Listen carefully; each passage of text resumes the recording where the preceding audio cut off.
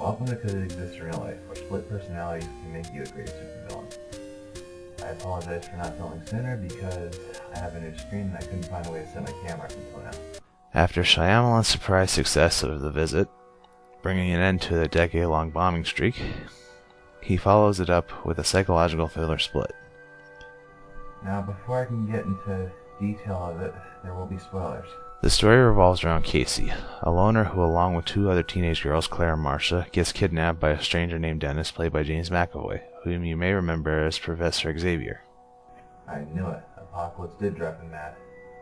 After being held up in an unknown location, they discover after an encounter with the same man now masquerading as a woman named Patricia, the man suffers from dissociative identity disorder. What they don't know is that Dennis and Patricia are only two of 23 personalities, but they meet the others as time goes on. Still, I gotta say, dressing up and acting different shouldn't really be dead ringers for DID. That'd be like saying straight up and I are the same person even though we're completely different people. Isn't that right, SU?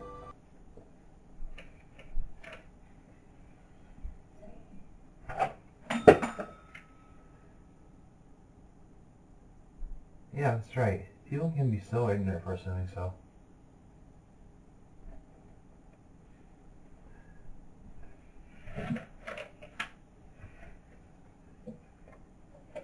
As they try to find a way out, the movie dives into Casey's past in an effort to connect her problems with the man's.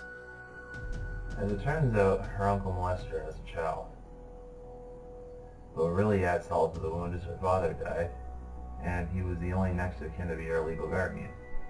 I really hated that part. Because as fucked as it sounds, among most of M. Night's tackles at realism, this was too real.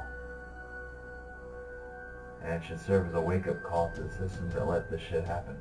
Anyway, the man turns out to be Kevin Wendell Crumb, a zookeeper who was abused by his mother, and his 23 personas were meant to be used as a coping mechanism before they gain a life of their own.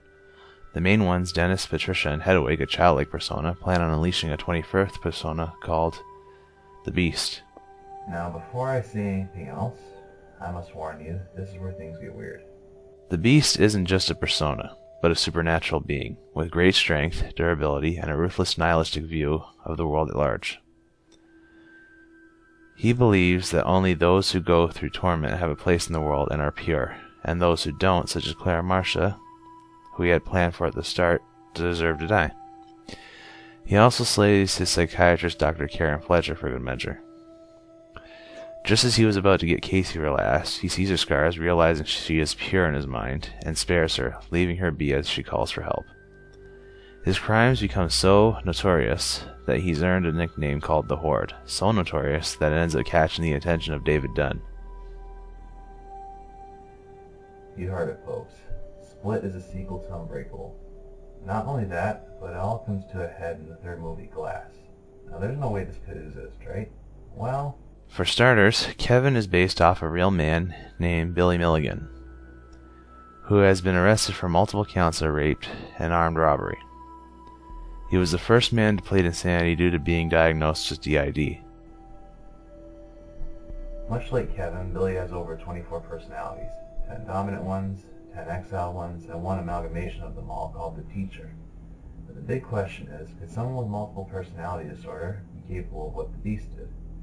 Yes and no. Yes as in people are capable, but no as in it's not just limited to DID sufferers.